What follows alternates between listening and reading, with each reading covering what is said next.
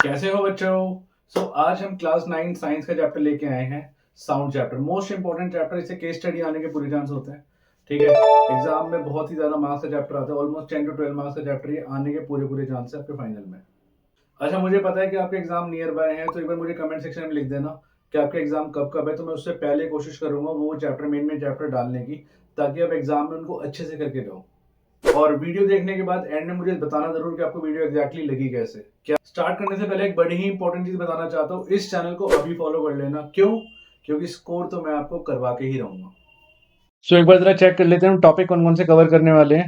हम ये सारे टॉपिक कवर करेंगे। साउंड कैसे प्रोड्यूस होता है, wave, mechanical wave, non mechanical, longitudinal, compression, rarefaction, wavelength, oscillation, ये सारी डेफिनेशंस होती है। पिच, क्वालिटी, टिम्बर, ठीक है, intensity of sound, laws of reflection, multiple reflection, infrasound, ultrasound application. तो शुरुआत करते हैं चैप्टर की। What is the sound? Sound क्या होता है? साउंड एक तरह की एनर्जी होती है जिससे हमें चीजें सुनाई देती है ना। एनर्जी, साउंड एनर्जी कहते हैं इसको। जो सेंसेशन हमारे कान फील करते हैं उसको मैं नाम देता हूँ, वो क्या है अपना? वो साउंड है। साउंड एक वेव की तरह ट्रैवल करती है। Sound travels like a wave, ये वेव होती है अपनी। स्ट्रेट ट्रैवल नहीं करती, it travels like a wave. ठीक है। प्रोडक्शन ऑफ साउंड, साउंड को हम प्रोड्यूस कर सकते हैं वाइब्रेटिंग ऑब्जेक्ट से। किसी भी साउंड को निकालना है तो आपको वाइब्रेटिंग ऑब्जेक्ट की रिक्वायरमेंट पड़ने वाली है। ठीक है। वाइब्रेशन एक तरह का क्या होता है? Rapid to and fro motion होता है from an object about a central position. ये देखो, दिख रहा है आपको? ये यहाँ से दिख रहा है, टू एंड फ्रो ऐसे मूव कर रही है, like this like this like this. और आजकल तो यार व्हाट्सएप पे वॉइस नोट भी भेजते हो, उसमें हमने देखा होगा साउंड बनी हुई आती है कुछ ऐसे। जैसे अब ज़्यादा भेज दोगे तो और ऊँची आ जाएगी, फिर धीरे भेजोगे तो धीरे, फिर और ऊँची ऐसे करके, है ना? तो क्या होता है, एक तरह की वेव ही तो है ये, जो टू एंड फ्रो मोशन में करती है। This is the sound wave, है ना? कई बच्चे इससे लिंक कर पा रहे होंगे, क्योंकि मैंने आपको बताया व्हाट्सएप पे वॉइस मैसेज भेजते हो तो वो साउंड वेव की फॉर्म में जाता है। नेक्स्ट, जब हम गिटार प्ले करते हैं तो साउंड किससे निकलती है? वाइब्रेटिंग स्ट्रिंग से। रबर बैंड की अगर मैं बात करूँ, जैसे आप स्ट्रेच करोगे और इसको प्लंग करोगे, आपने सुना होगा, इसमें रबर बैंड से भी क्या निकलती है? साउंड निकलती है। हमारी जो वॉइस है, इवन मैं जो मैं बोल रहा हूँ, मेरे यहाँ पे वोकल कॉर्ड होते हैं, है ना, वॉइस बॉक्स में, इसको हम लैरिंग्स, दिख रहा है आपको? ये वॉइस बॉक्स हमारा, यहाँ पे वोकल कॉर्ड होते हैं, ये हमेशा ओपन क्लोज वाइब्रेट हो रहे होते हैं। मैं ज्यादा तेज बोलूंगा तो ज्यादा तेज वाइब्रेट होंगे, क्योंकि हमारे कान सिर्फ क्या पहचानते हैं? Only vibration. अगर आप वाइब्रेशन ज्यादा करोगे तो ऐसा लगेगा ऊंचा साउंड है, कम करोगे तो ऐसा लगेगा कि सॉफ्ट साउंड है। अभी आएंगी वो डेफिनेशन भी। तो साउंड को प्रोड्यूस कैसे किया जा सकता है? पहला, आप सितार से कर सकते हो, है ना? स्ट्रिंग हो गया, स्ट्रिंग से कर सकते हो, जैसे सितार हो गया। किसी तार से निकल सकती है साउंड। पॉइंट नंबर टू, हवा से निकल सकती है, जैसे कि फ्लूट हो गई, हवा से निकल सकती है, फ्लूट हो गई। और कुछ, तबले से निकल सकती है, मेम्ब्रेन कहते हैं इसको। तो हवा से निकल गई, मेम्ब्रेन से निकल गई, तार से निकल गई। और कैसे निकल सकती है साउंड? प्लेटों से निकल सकती है, जैसे कि बाइसिकल की प्लेट्स होती है, बाइसिकल बेल। और कैसे? आप किसी चीज को खिसकाओगे, फ्रिक्शन से साउंड निकल सकता है। और स्क्रैचिंग या रबिंग, चीजों को स्क्रैच करके, अगर आप किसी चीज को स्क्रैच करोगे तो भी क्या निकलेगा? उसमें से साउंड निकलना शुरू होगा। क्लियर है? याद रहेगा। चैप्टर सिंपल है, एंड का चैप्टर है फिजिक्स का हमारा। ठीक है। अच्छा, प्रोपगेशन ऑफ साउंड। साउंड को जाने के तीन रास्ते होते हैं, सॉलिड, लिक्विड और गैस। और सबसे तेज स्पीड ऑफ साउंड सॉलिड में होता है। सबसे धीरे किस में होता है? सबसे धीरे हवा में होता है। और एयर में और लिक्विड में क्या होता है? मीडियम में होता है। The travelling of sound is called propagation of sound. Clear है? द जिस सब्सटेंस से वो जाएगा उसको मैं बोलूंगा medium. So basically there are three mediums, that is solid, liquid and gas, है ना? Solid, liquid and gas. सबसे धीरे हवा में, दैट इज 343 मीटर पर सेकेंड। स्टील में चेक करो कितना, कितनी ज्यादा वैल्यू है इसकी। स्टील में है 5941 मीटर पर सेकेंड। इस चीज को आप अंदाजा लगाना है तो आप लगा सकते हो ट्रेन की पटरी से। 2 किलोमीटर 3 किलोमीटर दूर से पता लग जाएगा आपको कि वहां पे ट्रेन आ रही है, बट अगर आप चिल्ला के बोलोगे तो 2 किलोमीटर तक आपकी आवाज नहीं रहेगी। तो ये बात प्रूव करती है क्या? कि कि साउंड सॉलिड में सबसे तेज ट्रैवल करती है। और दूसरी बात, सॉलिड के पार्टिकल्स भी कॉम्पैक्ट होते हैं, आपस में सारे जुड़े होते हैं ना। एयर के पार्टिकल में स्पेस ज्यादा होता है, जो जितने पार्टिकल पास होंगे उतनी तेज स्पीड ऑफ साउंड जाएगी। ठीक है। Solid, liquid, gas. जब एक ऑब्जेक्ट वाइब्रेट करता है, हाँ ध्यान से सुनना मेरी बात, ये जब कोई भी ऑब्जेक्ट वाइब्रेट करता है तो एयर पार्टिकल भी उसके आसपास वाइब्रेट करना शुरू कर देते हैं और उसको डिस्प्लेस कर देते हैं। मतलब पार्टिकल मूव नहीं करते, डिस्टरबेंस मूव करती है। अब जैसे आप ये वीडियो भी देख रहे हो, तो मैं जो मुंह के पास पार्टिकल है मेरे, वो आप तक पहुंच रहे हैं। मेरी जो एयर एयर है, जो हवा है, वो नहीं पहुंच रही। और एयर के बारे में तो हमने पढ़ा भी था कोविड में, अगर आपको याद हो, कि एयर जो है वो 6 फीट तक ही जा पाती है ना। 6 फीट से दूर खड़े होने के लिए बोला जाता था, याद है? तो 6 फीट से ऊपर वो जा भी नहीं पाती है। ठीक है। तो एयर के पार्टिकल भी क्या करते हैं, मूव करते हैं और वाइब्रेट करना शुरू कर देते हैं। सिर्फ वाइब्रेशन आगे जाती है मेरी, एयर के पार्टिकल आगे नहीं जाते। और एक और बात, जैसे ही वो स्ट्राइक करेंगे, मतलब जैसे ही एयर के पार्टिकल निकलेंगे, तो सबसे पहले एक हाई प्रेशर का रीजन क्रिएट करेंगे, इसको हम कहते हैं कंप्रेशन। फिर वो वापस अपनी मीन पोजीशन पे आएंगे, फिर एक लो प्रेशर रीजन क्रिएट होगा, इसको हम बोलते हैं रेयरफैक्शन। फिर हाई प्रेशर कंप्रेशन, फिर लो प्रेशर रेयरफैक्शन। इसका मैं बड़ा बेस्ट एग्जांपल देता हूँ, जैसे आपने स्कूल बेल देखी होगी। स्कूल बेल देखी है अपनी, स्कूल की बेल ऐसी होती है ना, यहाँ पे एक प्लेट होती है ये, और यहाँ पे एक वो नॉब सा होता है। यहाँ पे इसको स्ट्राइक करना होता है, बार बार बार बार ऐसे स्ट्राइक करेगा तो क्या होगा, छुट्टी हो जाती है स्कूल की। तो जैसे ही वो स्ट्राइक करेगा, एक हाई प्रेशर का रीजन क्रिएट करेगा, इसको मैं बोलूंगा कंप्रेशन। फिर वो अपनी मीन पोजीशन पे वापस आएगा, फिर एक लो प्रेशर का रीजन क्रिएट होगा, इसको मैं बोलूंगा रेयरफैक्शन। फिर आगे जाएगा कंप्रेशन, फिर ये वापस आएगा रेयरफैक्शन, फिर आगे जाएगा कंप्रेशन। इसी तरह से हमारी आवाज भी ट्रेवल करती है। पहले आता है बहुत हाई प्रेशर का, इसको हम कहते हैं कंप्रेशन। फिर आता है लो प्रेशर, इसको हम कहते हैं रेयरफैक्शन। फिर आता है बहुत हाई प्रेशर का रीजन, इसको हम कहते हैं कंप्रेशन। फिर आता है लो, इसको हम कहते हैं रेयरफैक्शन। इस तरह से हमारी आवाज एक प्लेस से दूसरे प्लेस में जाती है, with the help of compression and rarefaction, vibration से। ठीक है। एयर पार्टिकल आगे नहीं जाते, क्या आगे जाती है, ओनली जो वाइब्रेशन आप क्रिएट कर रहे हो। ये वाइब्रेशन एयर पार्टिकल एक्सर्ट करती है एयर, आगे वाले एयर पार्टिकल्स पे, तो डिस्प्लेस होते हैं और वाइब्रेट करना शुरू कर देते हैं, और एक सीरीज बननी शुरू हो जाती है। किसकी series? A series of compression and rarefaction. पहले कंप्रेशन आएगा, हाई प्रेशर, फिर रेयरफैक्शन आएगा, फिर कंप्रेशन आएगा, फिर रेयरफैक्शन आएगा। The process is continued in the medium till sound हमारे कानों तक ना पहुंच जाए। जो डिस्टरबेंस प्रोड्यूस हुई साउंड से, वो मीडियम के थ्रू ट्रेवल करती है, but not the particle of the medium. ठीक है, वो मीडियम के थ्रू क्या जाती है, आगे जाती है। नेक्स्ट। ठीक है, आगे चलें। दिखाई नहीं दे रहा? अच्छा, anyways, next. With the help of an activity show करो कि भाई साउंड को मीडियम चाहिए होता है ट्रैवल करने के लिए। इसमें हम वो बेल जार वाली एक्टिविटी करेंगे। देखो, हमने करना क्या है, हमने एक बेल जार लेना है, इसको आप बना के भी ले सकते हो एक्टिविटी को ना। हमने क्या करना है, हमने एक बेल जार लेना है, इस बेल जार में हमने बेल लगा देनी है। फिर आपने बेल को ऑन करके चेक करना है, आपको आवाज आएगी बिल्कुल ठीक चल रही है। फिर हमने क्या करना है, इसको बिल्कुल सील कर देना है। मतलब यहाँ बिल्कुल वैसलीन वैसलीन लगा के बिल्कुल आप कॉम्पैक्ट स्ट्रक्चर कर दोगे, सील कर दिया आपने। इसके बाद आप फिर से बेल को ऑन करोगे, जैसे आप बेल को ऑन करोगे हम नोट, और यहाँ पे वैक्यूम पंप को ऑन कर दोगे। यहाँ पे मैंने एक पाइप लगा रखा है, जिससे हवा, एयर को वो क्या करती है, एयर को वो बाहर भेजती है। तो जैसे वैक्यूम पंप को ऑन करोगे तो क्या होगा, एयर बाहर जानी शुरू होगी, धीरे धीरे धीरे ये जो बेल की आवाज है वो कम होती चली जाएगी। और जैसी सारी की सारी हवा गायब हो गई, बिल्कुल भी एयर नहीं रही यहाँ पे, हमें आवाज सुनाई देनी बंद हो जाएगी। तो ये एक्टिविटी प्रूव करती है that sound needs a medium to travel. अगर हम स्पेस में, वैक्यूम होता है वहां पे बिल्कुल भी कोई मीडियम नहीं होता ना, वहां पे हम आपस में बात नहीं कर सकते। ठीक है। वेव्स, वेव क्या होता है, वेव इज अ डिस्टरबेंस। क्या होती है, डिस्टरबेंस जो हवा में क्रिएट होती है, और वो क्रिएट कैसे भी हो सकती है। ठीक है, when a wave is a disturbance that move through a medium, when the particle of the wave medium set neighbouring particle into motion. The particle of medium, मैंने बताया, ये मैंने बता चुका हूँ ऑलरेडी। पार्टिकल मूव नहीं करते, बट ओनली जो एनर्जी या डिस्टरबेंस जो हमने क्रिएट करी है, बस वही आगे जाती है ना। पार्टिकल आगे नहीं जाते। आपकी मैडम अगर बोल रही है और आप लास्ट जैक से बैठे हो, तो मैम के जो मुंह के पास पार्टिकल है वो आप तक नहीं पहुंच रहे। जो मैम डिस्टरबेंस क्रिएट कर रही है मुंह से निकालते हुए, उस वेव को निकालते हुए जो क्रिएट कर रही है, वो आगे जा रही है। क्लियर है? टाइप ऑफ वेव, अगर मैं मीडियम के बेस की बात करूं, मीडियम के बेसिस पे अगर मैं करूं differentiate, so there are two type of wave, एक होती है मैकेनिकल और एक होती है नॉन मैकेनिकल। एम से मैकेनिकल, एम से मीडियम, याद रहेगा, मैकेनिकल और मीडियम वर्ड याद रहेगा ना, दोनों एम से शुरू हो रहे हैं। तो what are mechanical wave, they are the wave which needs medium to travel. जिनको मीडियम चाहिए होता है, बिना मीडियम के ये ट्रैवल नहीं कर सकती। एग्जाम्पल साउंड, बिना मीडियम के हम आवाज, बातें भी नहीं कर सकते बिल्कुल भी। तो sound needs a medium to travel. दूसरी होती है नॉन मैकेनिकल वेव, ऑब्वियसली इसको मीडियम नहीं चाहिए। मैकेनिकल इसको मीडियम चाहिए, नॉन मैकेनिकल इसको मीडियम नहीं चाहिए। वो wave J, that wave that do not, don't require any material medium for their propagation. Light, light को कोई मीडियम नहीं चाहिए, पता है आपको? आप बोलोगे ऐसा कैसे? अच्छा, जो स्पेस में जो वो आती है, इमेजेस आती है, सारी प्रॉपर क्लियर होती है ना, क्यों? क्योंकि वहां पे हमें मीडियम नहीं होता, बट फिर भी यहाँ पे इमेजेस सारी आ जाती है अपने पास। तो sound needs a medium to travel but light don't need a medium to travel. Clear है? अच्छा, on the basis of direction of propagation, propagation के बेसिस पे भी मैं दो तरह की वेव कह सकता हूँ। क्या? एक होती है लॉन्गिट्यूडनल वेव। लॉन्गिट्यूडनल वेव हो गया जो अपने सोर्स के पैरेलल जाती है।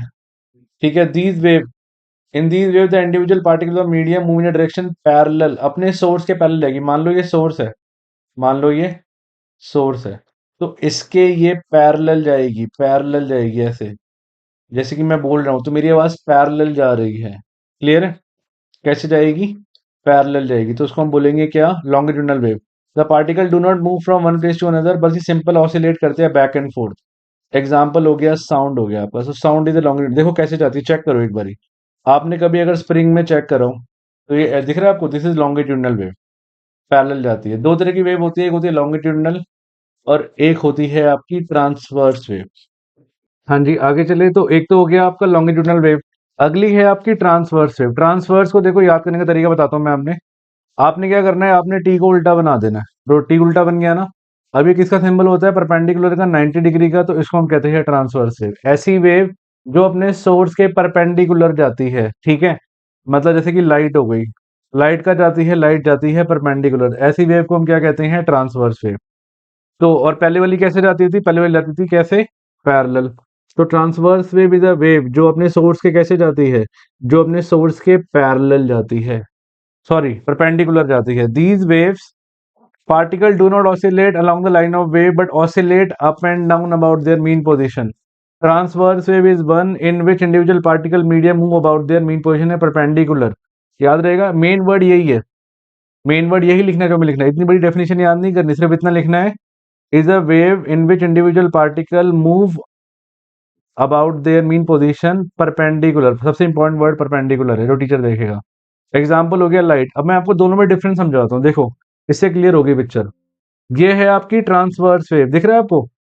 लॉन्गिट्यूडनल ऐसे जा रही है ना, डिस्टर्बेंस भी ऐसे ऐसे ऐसे ऐसे सोर्स के पैरेलल हो रही है। ट्रांसवर्स देखो ऐसे जा रही है, ऐसे लाइक दिस, तो इसको हम कहते हैं ट्रांसवर्स वेव। ट्रांसवर्स वेव का एग्जांपल क्या हुआ? लाइट हुआ। लॉन्गिट्यूडनल का क्या हुआ? इसका साउंड हुआ। याद रहेगा, बहुत इंपॉर्टेंट टॉपिक है, एग्जाम में पूछता जरूर है। लॉन्गिट्यूडनल जाती है अपने सोर्स के पैरेलल, ट्रांसवर्स जाती है परपेंडिकुलर।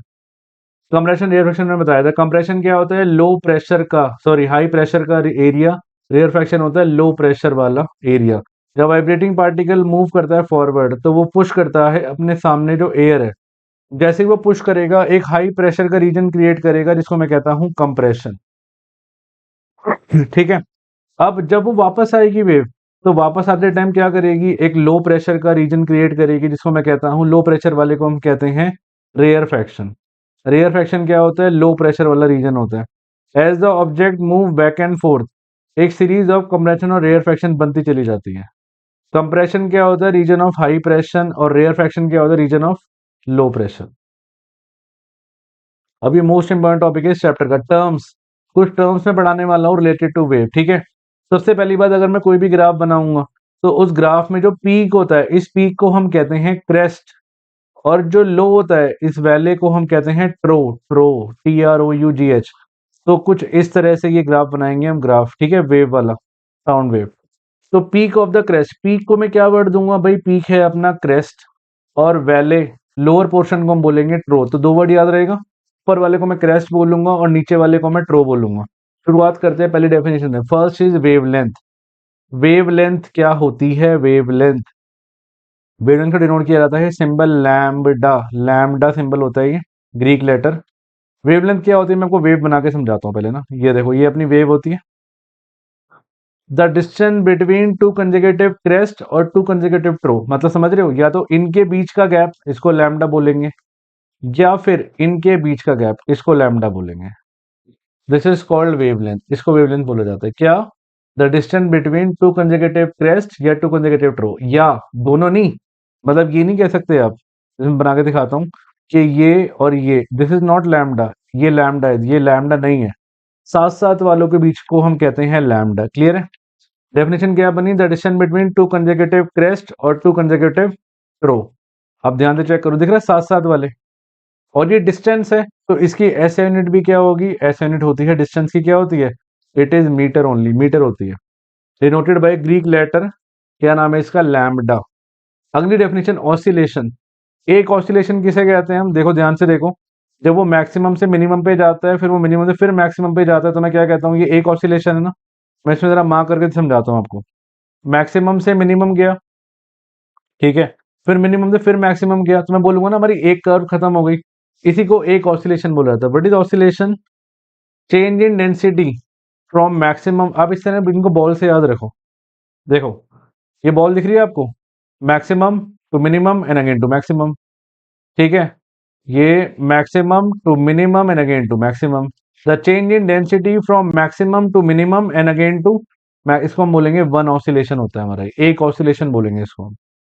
अगला टाइम पीरियड, एक ऑसिलेशन होने में कितना टाइम लगा, इसको हम टाइम पीरियड कहते हैं। इसकी एस यूनिट होती है सेकेंड, एस यूनिट क्या होती है इसकी, सेकेंड, और पता ही है हमें टाइम की सेकेंड होती है। Time taken to complete one oscillation, इसको बोला जाएगा क्या, it is called time period. S unit क्या होती है इसकी, सेकेंड होती है, ठीक है। और अगर उसी चीज को बार बार रिपीट करेंगे तो क्या बोलेंगे कि भाई ऑसिलेशन बार बार हो रहा है ना, कि एक सेकंड में वो कितनी बार ऑसिलेट कर पा रहा है। कुछ चीजें ज्यादा करती है, कुछ चीजें कम करती है ना। इसमें जो सबसे ज्यादा करते हैं वो आपने देखा ही होगा, ये दो वर्ड से बार बार ऑसिलेट कर करके पूरा गाना बन जाता है इसका, नहीं, ये शायद गाना सुना भी होगा आपने, anyway leave it. Frequency, frequency word बना है फ्रीक्वेंटली से, फ्रीक्वेंटली कितनी जल्दी वो काम हो रहा है, समझे। ये वी नहीं लिखा, इस सिंबल का नाम है न्यू, न्यू ऐसे बनाते हैं इसको, ये वी बनाया, दोनों के इसको हाथों को टेढ़ा कर दिया, वन अपॉन टी। इसकी ऐसे यूनिट होती है हर्ट्स, HERTZ, शायद आपने कभी सुना हो, हर्ट्स बोलते हैं इसको। तो व्हाट इज फ्रीक्वेंसी, ठीक है, नंबर ऑफ ऑसिलेशन पर यूनिट टाइम, एक सेकंड में कितनी बार वो वाइब्रेट करा, इसको ग्रीक लेटर से डिनोट किया जाता है न्यू, सिंबल का नाम है न्यू। ये कैलकुलेट करते हैं हम कि भाई एक सेकंड में यूनिट टाइम में कितने कंप्रेशन आए और कितने रेयर फ्रैक्शन आए। ध्यान से देखो, आपके सामने दो ग्राफ दिखाई दे रहे हैं, ये दिख रहा है आपको, ये बड़े वाला। अब अगर मैं यहीं से देखो लो, यहीं पे हम मार्क कर लेते हैं, यहाँ पे दिख रहा है आपको, एक आया टॉप, दो टॉप, तीन टॉप, इसके चार, चार क्रैस्ट आए ना। यहाँ पे चेक करना, यहाँ पे सिर्फ एक आया, इसकी फ्रीक्वेंसी ज्यादा है, it is high frequency and it is low frequency. Clear है। तो एक सेकंड में वो इतना ज्यादा वाइब्रेट कर रही है ऊपर वाली जो फर्स्ट वेव है, और सेकंड वेव क्या कर रही है, आराम से वाइब्रेट कर रही है, इसको हम बोलेंगे लो फ्रीक्वेंसी वेव। ऐसे मैंने बताई थी, इट इज हर्ट्स, ठीक है। वन हर्ट्स क्या होता है, one hertz is equal to one vibration per second, एक वाइब्रेशन जब एक सेकंड में होगी तो क्या बोलूंगा उसको, वन हर्ट्स। बड़ी यूनिट भी होती है किलो हर्ट्स, किलो हर्ट्स से भी ऊपर जाओगे, किलो के बाद मेगा आता है, फिर गीगा, फिर टेरा, ये तो पता ही होगा आपको, जीबी, गीगा बाइट जैसे, वैसे गीगा हर्ट्स होता है ना। बड़ा हर्ट्स याद रखो, इनफ है। एस्टिमेट पूछा, रेडियो मिर्ची एफएम होता था एक टाइम पे, जैसे 98.3 मेगा हर्ट्स, है ना। तो मेगा हर्ट्स क्या होता था, हर्ट्स क्या होती है, फ्रीक्वेंसी। अगर हम 98.3 पे लगाओगे तो क्या होगा, आपको रेडियो मिर्ची सुनाई देगा। आज की डेट में इतनी रिक्वायरमेंट नहीं हुई, आजकल तो ऑन डिमांड म्यूजिक चलता है अपना, स्पॉटिफाई आ गया, ठीक है। एम्पलीट्यूड, एम्पलीट्यूड हो गया कितना ऊंचा है, फ्रीक्वेंसी, इससे जो मैंने पहले टॉपिक पढ़ा, फ्रीक्वेंसी ज्यादा होने का मतलब होता है कि कितनी उसकी पिच ज्यादा है, ठीक है, कहते हैं ना लो पिच हाई पिच, जिसकी हाई पिच होगी उसकी फ्रीक्वेंसी भी ज्यादा होगी। वहीं पे अगर मैं बात करूं, एम्पलीट्यूड होती है ऊंची आवाज, जो मैक्सिमम कितना डिस्टरबेंस क्रिएट कर पा रहा है on either side of the mean value, इसको हम एम्पलीट्यूड कहते हैं, एम्पलीट्यूड, ठीक है। अब कितनी दूर जा पा रहा है, ध्यान से चेक करो इसको जरा। जैसे मान लो अगर मैं एक साउंड वेव भेजूं, मैं एक छोटा सा एग्जांपल लेके बताता हूँ। मान लो अपने पास साउंड वेव है, ये ऐसे,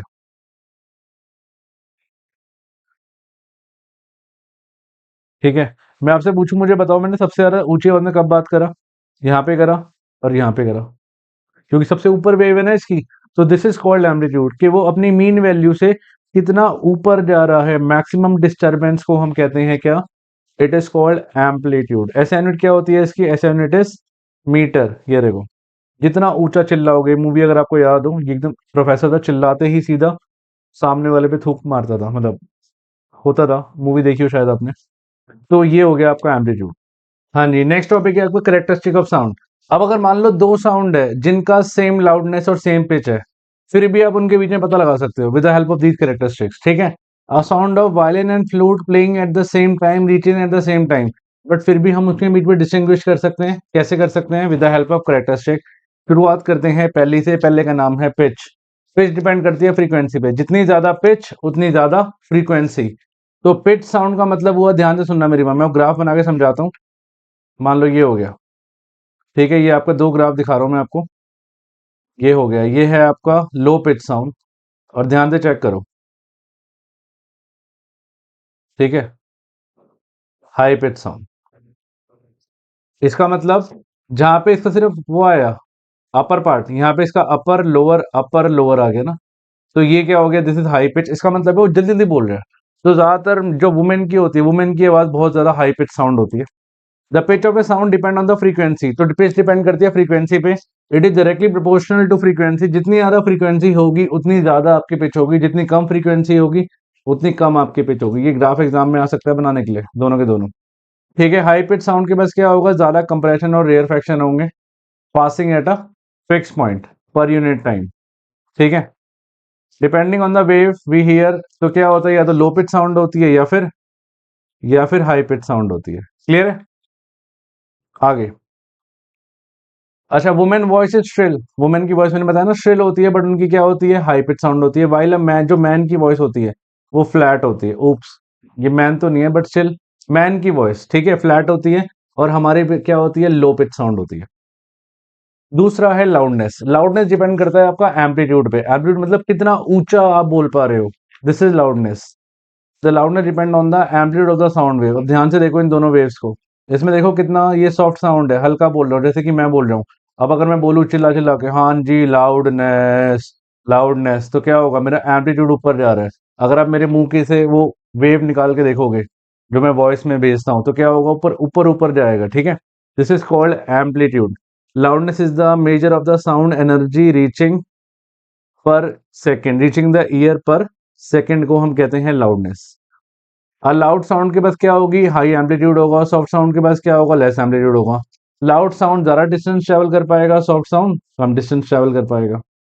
ठीक है, इसको हम मेजर करते हैं डेसिबल में। शायद आपने वर्ड सुना होगा डेसिबल, इसकी यूनिट होती है। तीसरा है क्वालिटी और टिम्बर। अब अगर दोनों की मैं लाउडनेस भी सेम कर दूं, दोनों का वो पिच भी सेम कर दूं, तब भी मैं दोनों के बीच में डिफरेंस पता लगा सकता हूं with the help of quality या टिम्बर। इसको हम कहते हैं क्वालिटी या फिर टिम्बर बोला जाता है। ठीक है, क्वालिटी या टिम्बर से हम पता लगा सकते हैं। जैसे एग्जाम्पल लो, बिल्कुल अंधेरा हो जाएगा, आपके चार पांच दोस्त आप बैठे हो, अगर कोई भी दोस्त आपको आवाज लगाएगा, आपको पता लग जाएगा ना कि वो दोस्त मेरा बुला रहा है। क्यों? Because of quality. इसी को क्वालिटी बोला जाता है। क्या ये किस में काम आता है? ये काम आता है आपके जब दो साउंड उनकी क्या होती है, the सिम्बर of a sound wave depend on the shape of sound wave produce by it. It is the characteristic of musical sound. जैसे मान लो मैं बोल रहा हूँ, अपने मुंह से मैं एक वेव क्रिएट कर रहा हूँ जो मेरे अलावा कोई और नहीं कर सकता, तो ये मेरी क्वालिटी है, साउंड की क्वालिटी कहते हैं इसको। ठीक है, ये क्या करता है, डिस्टिंग्विश करने में हेल्प करता है जब दो साउंड जिनकी पिच भी सेम होती है और लाउडनेस भी सेम होती है, आप आसानी से पहचान सकते हो उस साउंड को। क्लियर है? जैसे कि tuning fork, flute, voice, guitar. अच्छा, जो हमें साउंड अच्छी लगती है कानों को, जो आपको मजा आता है सुनने में, उसको हम कहते हैं म्यूजिक। बट जो आपको अच्छी नहीं लगती उसको आप क्या क्या क्या कहते हो, it is noise for you.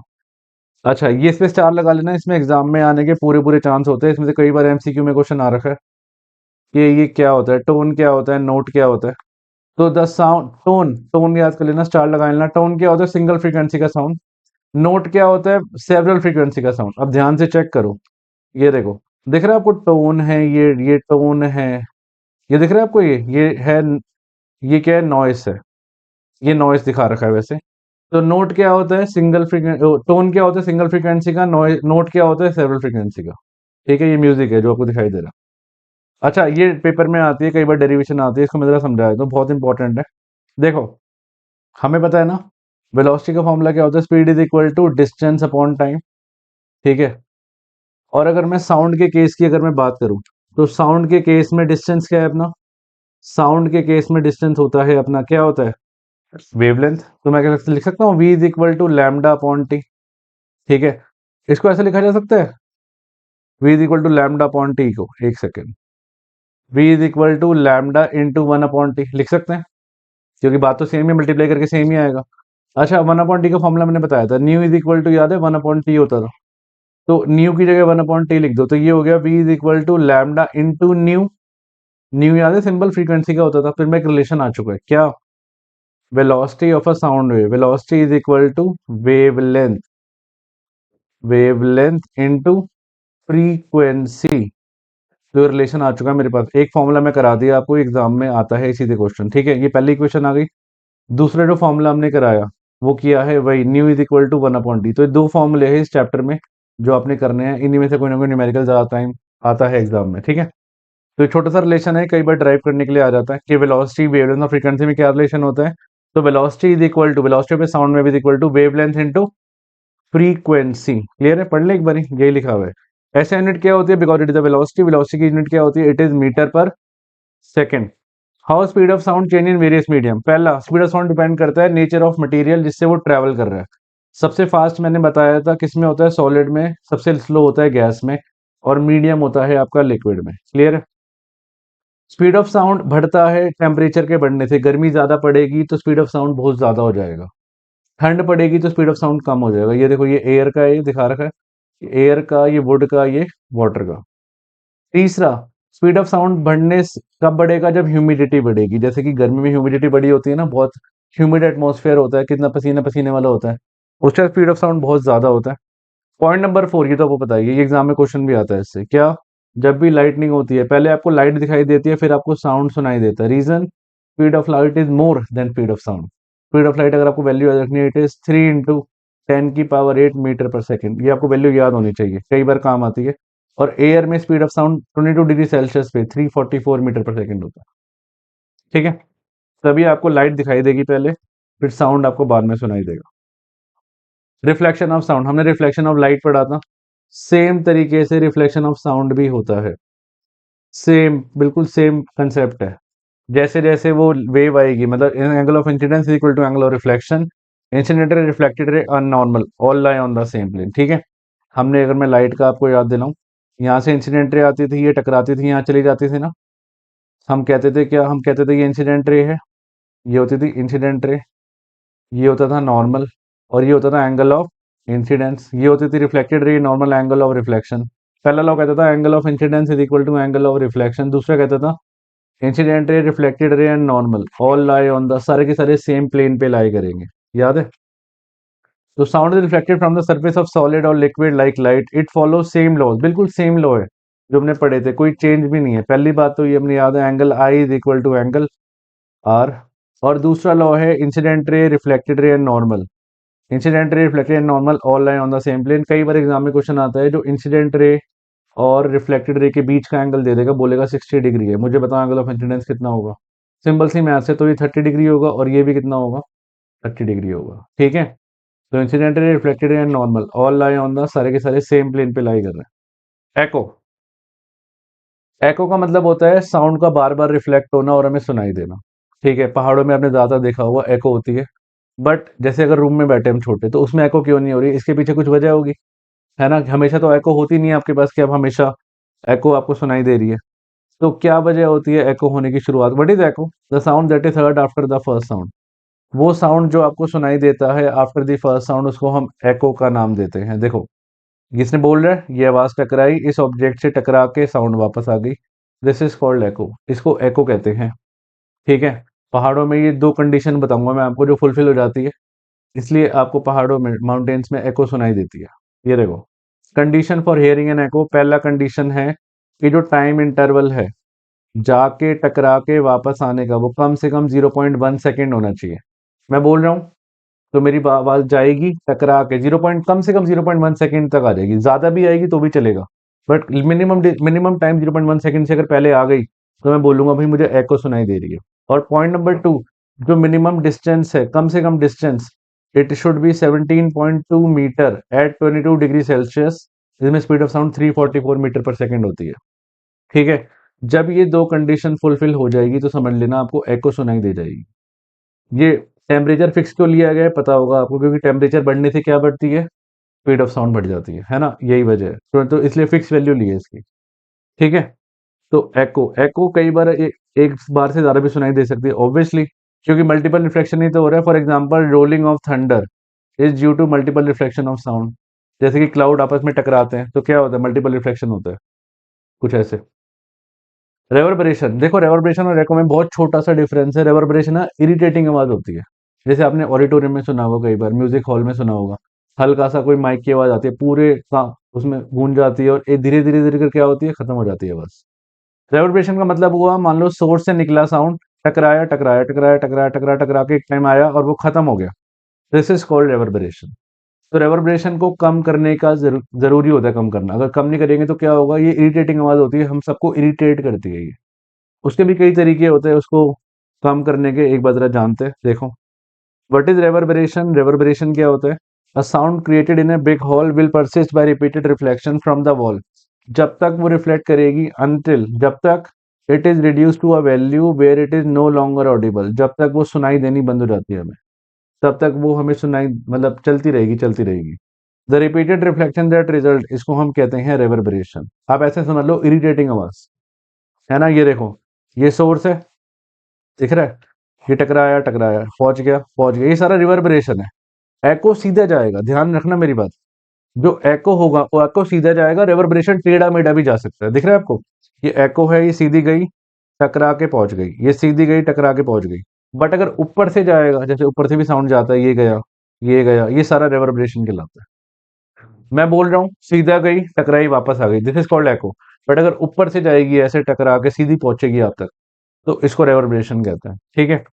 कुछ तरीके हैं जिससे कम किए जा सकते हैं रिवर्बरेशन। पहला, हम क्या कर सकते हैं, जो रूफ है वॉल का या ऑडिटोरियम का, उसको हम साउंड एब्जॉर्बिंग मटेरियल में लगा देते हैं, जैसे कि compress fibre board, rough plaster लगा दो, ठीक है। तो उससे क्या होगा, साउंड को एब्जॉर्ब कर लिया जाता है।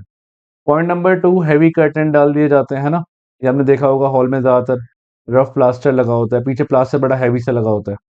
कर्टन देखे होंगे आपने, ऐसे हैवी हैवी कर्टन होते हैं। कर्टन का फायदा क्या होता है, ये क्या करता है, साउंड को एब्जॉर्ब कर लेता है। तीसरा तरीका, कारपेट को बिछा दिया जाता है कुछ इस तरह से। ये कारपेट का काम भी यही होता है, साउंड को एब्जॉर्ब करना, ताकि ज्यादा साउंड गूंजे ना। चौथा, सीट कुछ ऐसे सेलेक्ट की जाती है कि उनमें साउंड एब्जॉर्बिंग मटेरियल की बनी होती है, ताकि साउंड ज्यादा रेवर्बरेशन ना करे, ठीक है।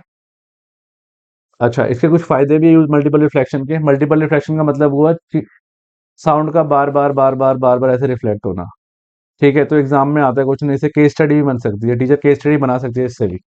तो पहला पॉइंट हुआ मेगाफोन, लाउड हेलर या हॉर्न। देखो, अब जैसे मान लो आप ऐसे चिल्ला के बोल रहे हो, तो यहाँ से क्या होगा, साउंड निकलेगा और ऐसे ऐसे like this this this this करके ऐसे बहुत ऊंची आवाज निकल जाती है। जैसे मैं अगर ऐसे करके बोलूं हेलो हेलो, तो क्या होगा, मैं अपनी साउंड को एक डायरेक्शन में भेज रहा हूँ ना। तो ये क्या हुआ मेरा, ये मल्टीपल रिफ्लेक्शन का फायदा हुआ। क्योंकि मैं अगर ऐसे कर रहा हूँ तो मेरे हाथों के अंदर भी क्या हो रहा है, मल्टीपल रिफ्लेक्ट हो रहा है sound. Megaphone, loud हेलर, horn, musical instrument जैसे कि ट्रम्पेट, शहनाई, ये सारे के सारे साउंड को एक ही डायरेक्शन में भेजने का काम करते हैं। शहनाई भी यही करती है, ये ऐसे ऐसे करते आवाज निकलते। मेगाफोन भी ऐसे होता है, हॉर्न भी सेम काम करता है। तो ये सारे के सारे मल्टीपल रिफ्लेक्शन पे काम करते हैं, ठीक है। स्टेथोस्कोप में भी सेम काम है। ये एक म्यूजिकल मेडिकल इंस्ट्रूमेंट होता है, जो किस में काम आता है, आपकी हार्ट को सुनने के लिए, है ना, हार्ट बीट को सुनने के काम आता है। देखो यहाँ पे क्या होता है, जब ये लगाते हैं तो यहाँ पे भी क्या होता है, मल्टीपल रिफ्लेक्शन ऑफ साउंड का हेल्प होता है, और इसी की वजह से क्या होता है, हमें साउंड सुनाई देता है। स्टेथोस्कोप में the sound of the patient heart beat reaches the doctor ear by the multiple reflection of sound. और डॉक्टर को पता लग जाता है हार्ट बीट से कि आपका जो हार्ट है वो सही से काम कर रहा है या फिर नहीं कर रहा, ठीक है। तीसरा, साउंड बोर्ड। कई जगह क्या होता है, जहाँ पे प्रॉपरली साउंड पहुंच नहीं पाता, तो वो क्या करते हैं, साउंड बोर्ड का यूज करते हैं। ये एक साउंड बोर्ड बना देते हैं, ये दिख रहा है आपको, यहाँ से सोर्स निकलेगा, ये गया टकरा के यहाँ पे यहाँ पे यहाँ पे यहाँ पे।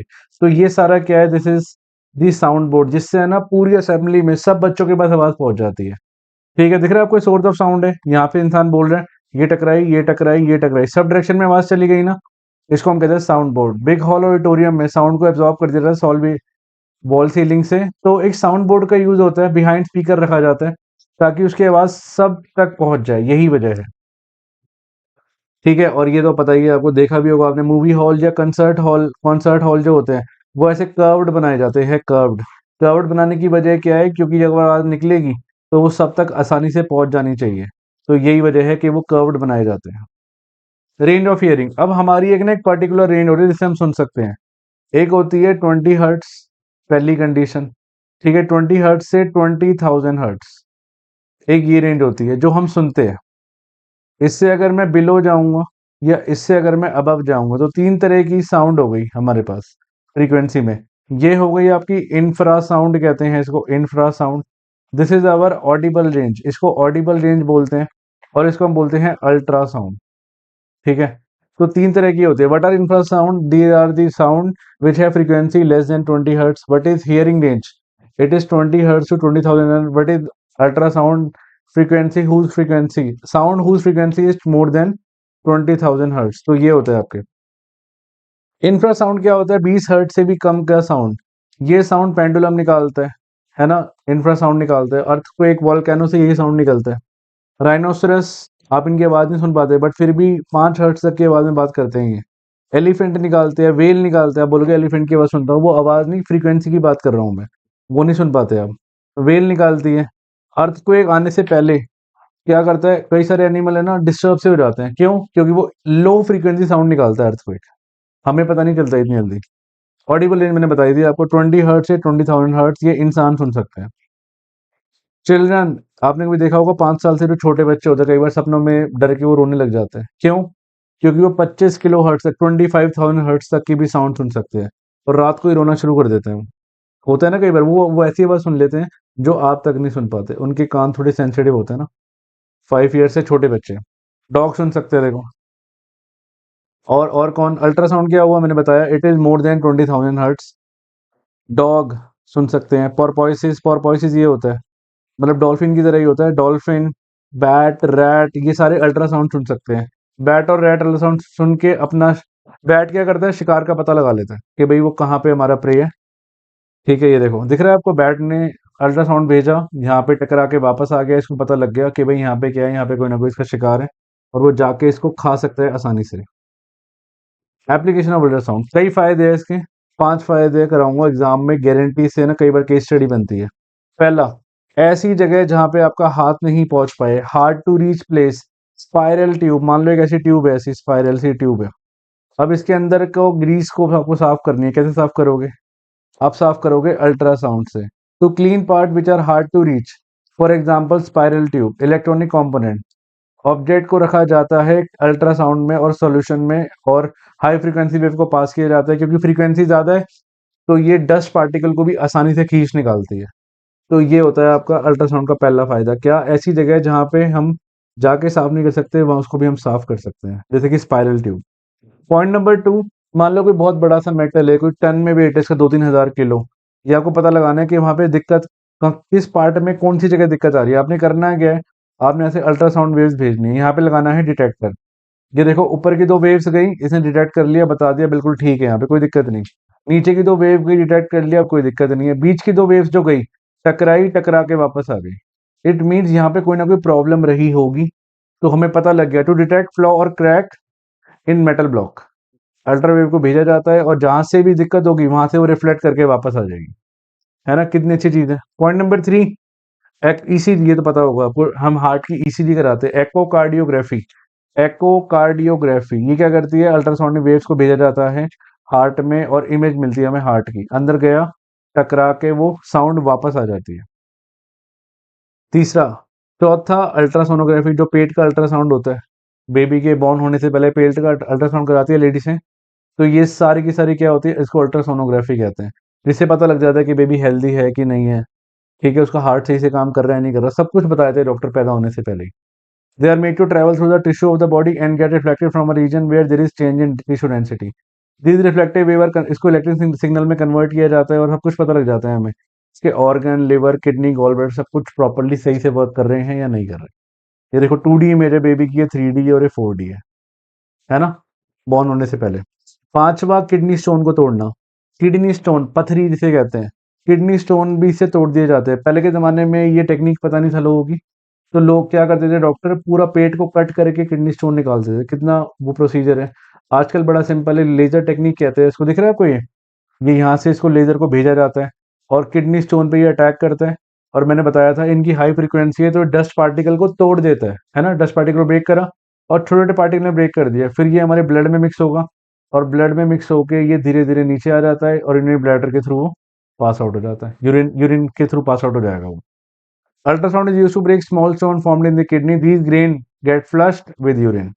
तो क्या करेगा, स्टोन को तोड़ेगा छोटे पार्टिकल में, और वो क्या होगा, किसमें मिक्स होगा, यूरिन में, और वो बॉडी से बाहर आ जाएंगे कुछ इस तरह से। ठीक है। हियरिंग एड, हियरिंग एड क्या होता है, हियरिंग एड डिवाइस होता है जिससे हम चीज़ों को सुनते हैं। कई लोगों को, जैसे ज़्यादातर जो ओल्ड एज लोग होते हैं, उनको ना सुनाई देना कम हो जाता है, तो उसको चाहिए होती है हियरिंग एड, क्योंकि ऊंचा सुनने की आदत होती है। तो हियरिंग एड करती ये है, यहाँ पे साउंड को ना और एम्पलीफाई करके भेजा जाता है। Hearing aid, people with hearing loss may need a hearing aid, ये बैटरी ऑपरेटेड डिवाइस होता है, आपने देखा भी होगा मूवियों में कई बार। एक हियरिंग एड क्या होता है, इलेक्ट्रॉनिक बैटरी ऑपरेटेड डिवाइस। ठीक है। हियरिंग एड रिसीव करता है साउंड को थ्रू अ माइक्रोफोन, यहाँ पे एक माइक्रोफोन लगा होता है, ये साउंड को क्या करता है, आगे भेजता है। उसके बाद इस साउंड को कन्वर्ट किया जाता है, माइक्रोफोन कन्वर्ट करता है साउंड को इलेक्ट्रिकल सिग्नल में। फिर इलेक्ट्रिकल सिग्नल को एम्पलीफाई किया जाता है, एम्पलीफाई समझते हो, बहुत ऊंचा किया जाता है आवाज को, ताकि वो उस एम्पलीफायर के थ्रू वो उसको साउंड को और आगे भेज सके। तो पहले क्या हुआ, इलेक्ट्रॉनिक बैटरी वाला डिवाइस था, साउंड को पहले रिसीव करा माइक्रोफोन के थ्रू, फिर इलेक्ट्रिकल सिग्नल में कन्वर्ट करा, उसके बाद उसको एम्पलीफाई करा। एम्पलीफाई करने के बाद क्या करेगा, इसको भेज दिया जाएगा स्पीकर के पास ऑफ हियरिंग एड। ठीक है। ये स्पीकर कन्वर्ट करेगा एम्पलीफाइड सिग्नल को साउंड में, कि भाई वो बोल क्या रहा है एग्जैक्टली, और आपको आसानी से चीजें सुनाई देगी। ठीक है, कुछ इस तरह से। जी। तो इसी के साथ हमारा चैप्टर होता है खत्म। ठीक है। ये हमारी मार्केट में बुक अवेलेबल है, A1 स्टडीज साइंस क्लास 9 के नाम से, ये इसका QR कोड है। इससे मैंने सब चैप्टर को एक PDF फॉर्मेट में डाला हुआ है। ठीक है। इसको आप मंगवाना चाहो तो आप QR कोड को स्कैन करके मंगवा सकते हो। बाकी आई होप आप सबको ये चैप्टर बहुत अच्छा लगा होगा और समझ भी आया होगा, इसको थॉरली रिवाइज करके जाना। बाकी जो मैंने पूरा पूरा चैप्टर जो पढ़ाया है, इस पूरी PDF को मैंने डिस्क्रिप्शन बॉक्स में डाल दिया है, उसको भी चेक कर लेना। ठीक है। एग्जाम में अच्छे से करके आना। ऑल द बेस्ट यार, नेक्स्ट वीडियो में मिलते हैं।